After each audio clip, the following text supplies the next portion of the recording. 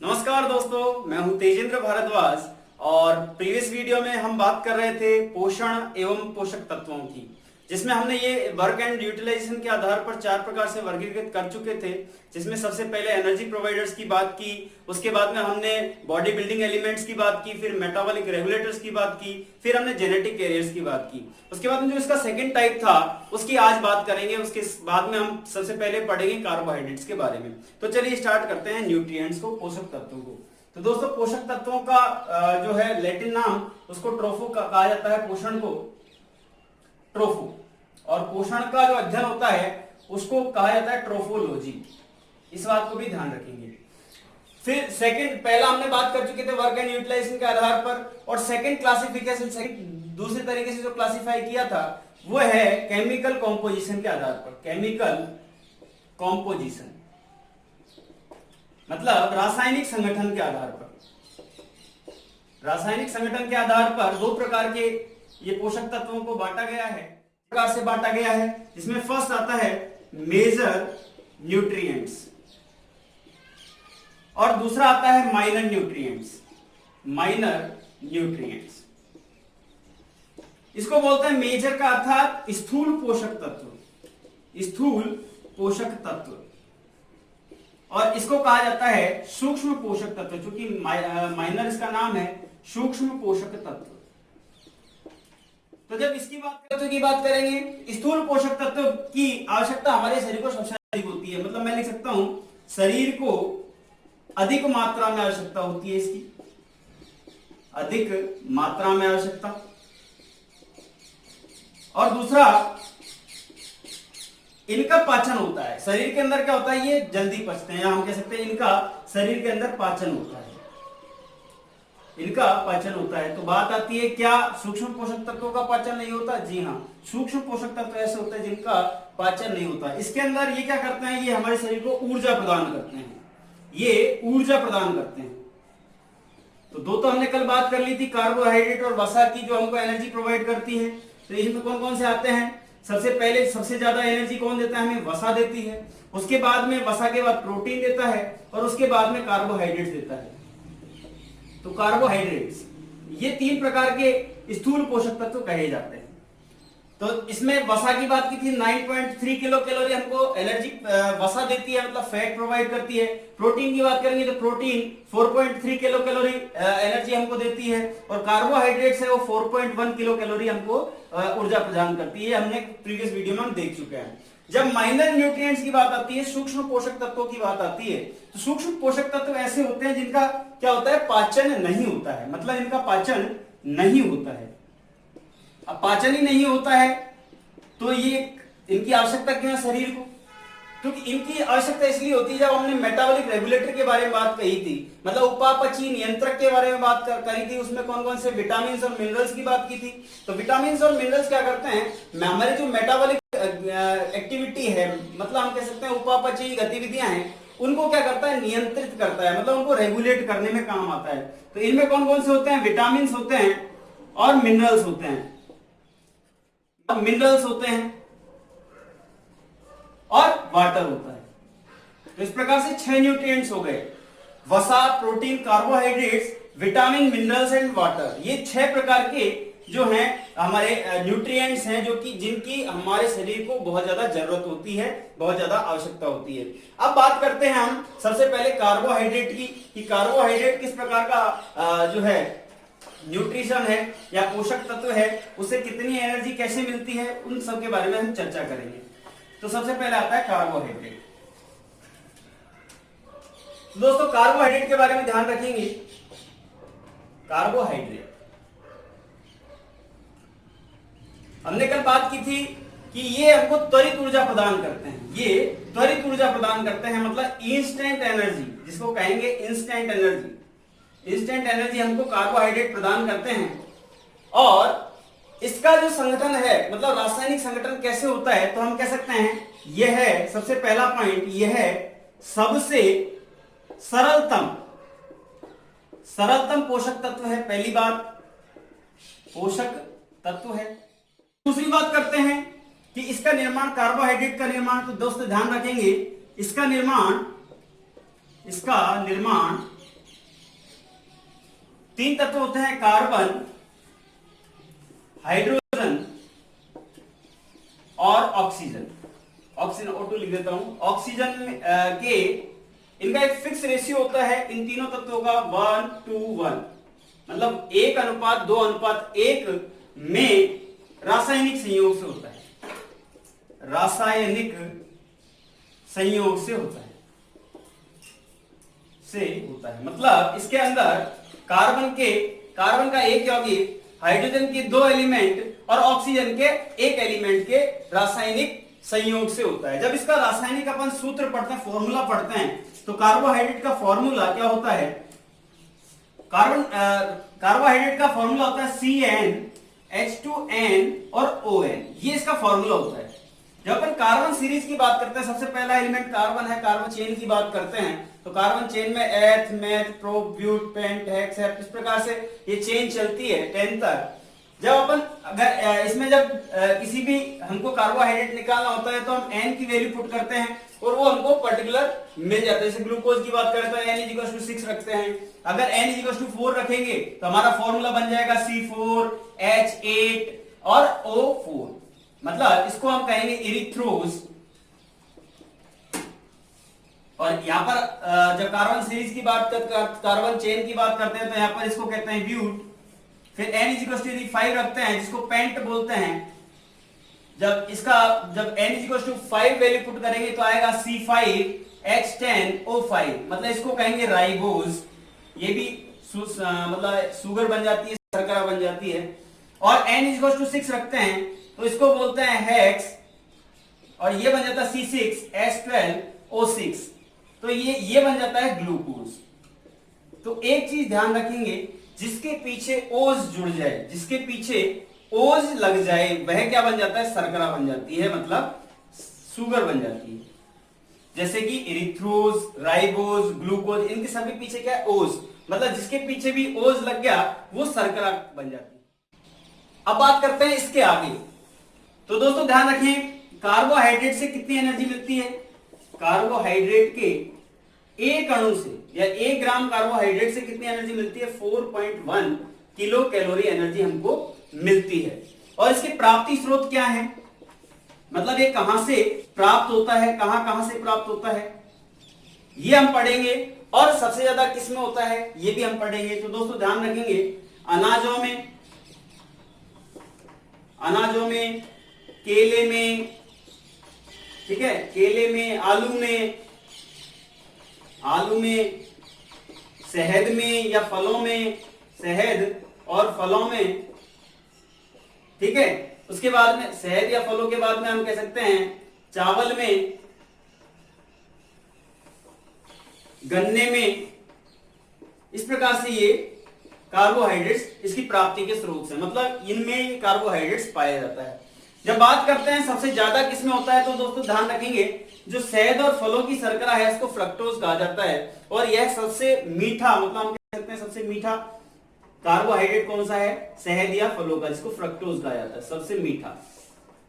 अभी बात करेंगे कि कौन कौन से होते हैं, glucose, galactose, lactose, sucrose, maltose, ये सब उनके बारे में चर्चा करेंगे। और एक टेबल बनाएंगे कि ये सारे के सारे कार्बोहाइड्रेट्स के नाम लिखेंगे, इनके उपनाम, मतलब इनको कैसे, जैसे मान लीजिए मैं ग्लैक्टोज की बात करूं तो उसको ब्रेन शुगर कहा जाता है। सुक्रोज की बात करूं, सुक्रोज का उपनाम कहेंगे हम तो उसको कहेंगे गन्ने की शर्करा या टेबल शुगर का कहते हैं। इस प्रकार से हम बात करेंगे। इसके आगे बात करते हैं कि सबसे ज्यादा किसमें मिलता है।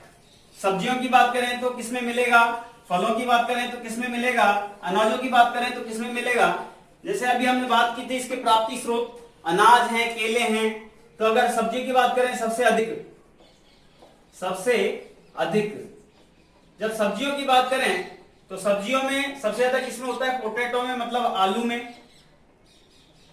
आलू में।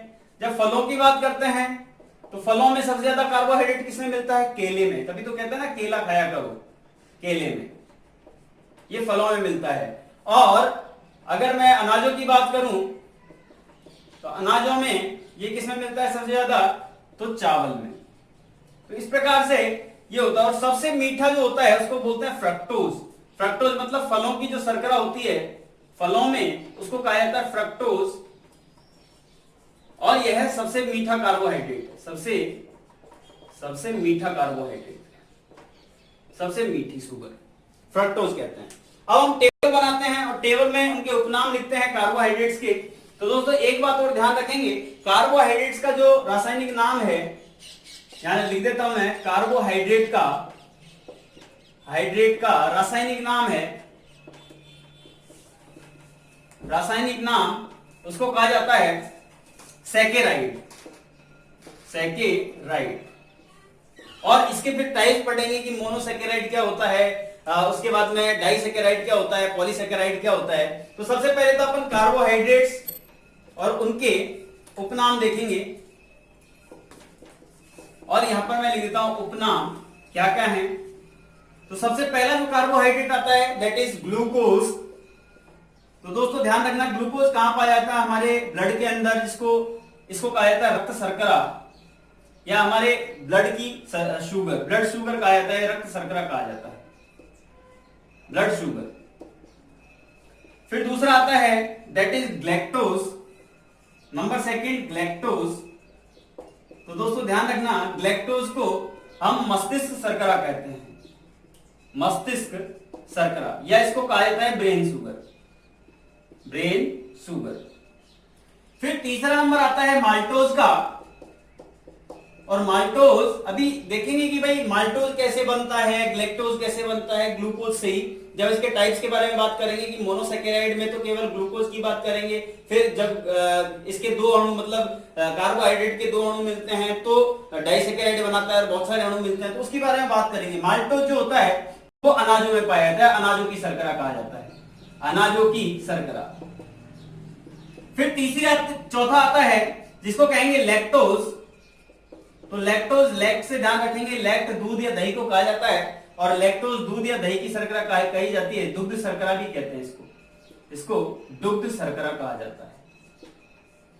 फिर पांचवा नंबर आता है सुक्रोज। सुक्रोज से ध्यान रखेंगे, सुक्रोज जो है गन्ने की शर्करा कहा जाता है, गन्ने की शर्करा, या फिर इसको टेबल शुगर भी कहते हैं, जो अपने घरों में चीनी होती है वो यही होती है सुक्रोज। लास्ट की बात करेंगे छठे की, जिसको बोलते हैं फ्रक्टोज।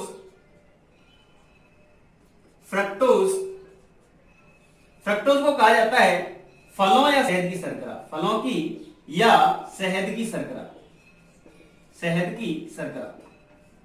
तो इस प्रकार से उपनाम है, जो अपन इसका टाइप्स पढ़ेंगे उसमें ये काम आएंगे।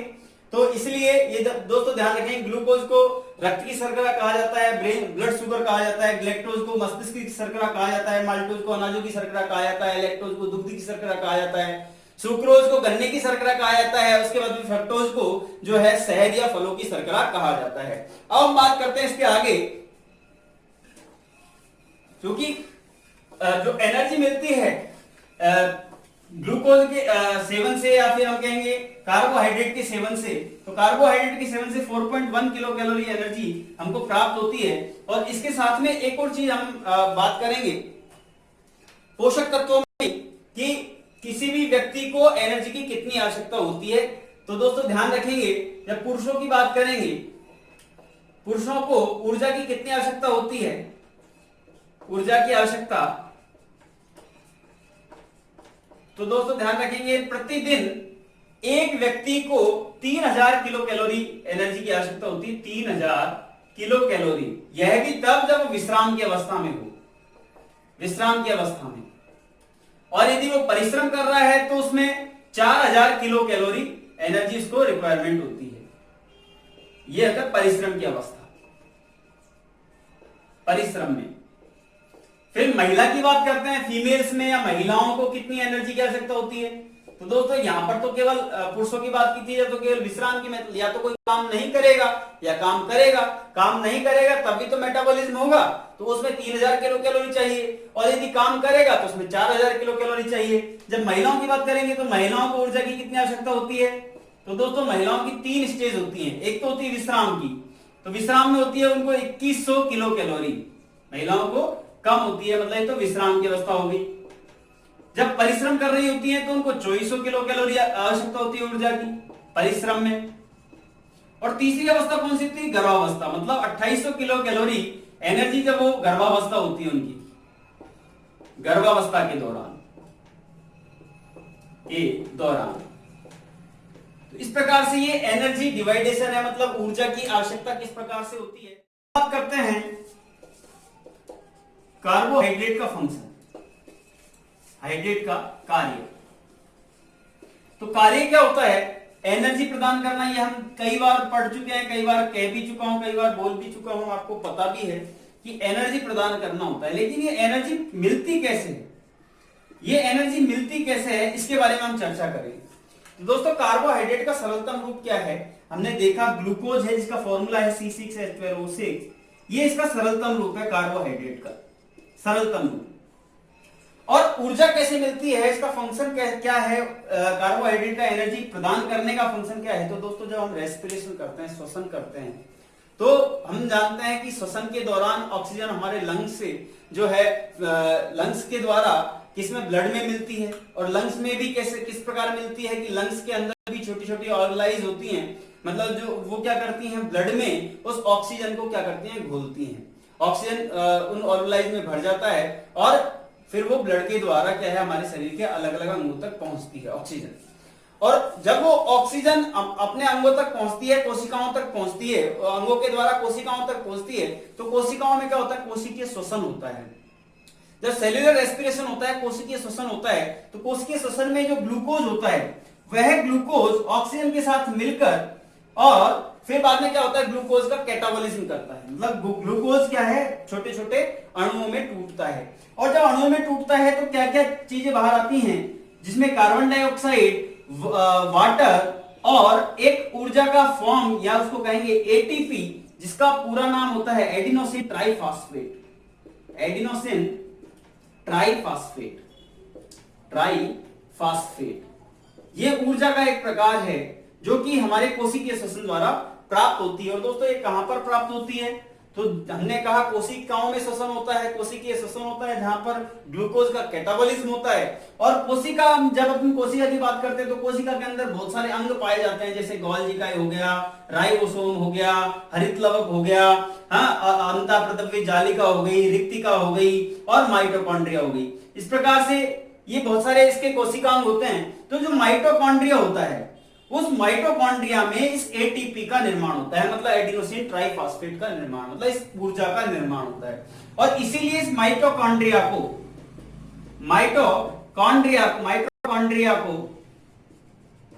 को कोशिका का शक्ति गृह कहते हैं। क्या कहते हैं, कोशिका का शक्ति गृह, कोशिका का शक्ति गृह, power house of cell, power house of cell.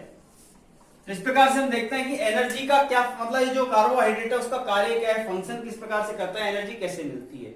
दोस्तों अगले वीडियो में, नेक्स्ट वीडियो हम देखेंगे कि इस कार्बोहाइड्रेट के कितने प्रकार हैं। जो 3 प्रकारों की बात करेंगे, मोनोसेकेराइड की, डाइसेकेराइड की और पॉलीसेकेराइड की, और किस प्रकार से कार्बोहाइड्रेट के एक एक अणु मिलकर डाइसेकेराइड का, मतलब दो अणु मिलकर डाइसेकेराइड का निर्माण करते हैं, बहुत सारे अणु मिलकर पॉलीसेकेराइड का निर्माण करते हैं, और किस कौन कौन से वो मोनोसेकेराइड, डाइसेकेराइड, पॉलीसेकेराइड होते हैं, उनके बारे में हम नेक्स्ट वीडियो में चर्चा करेंगे।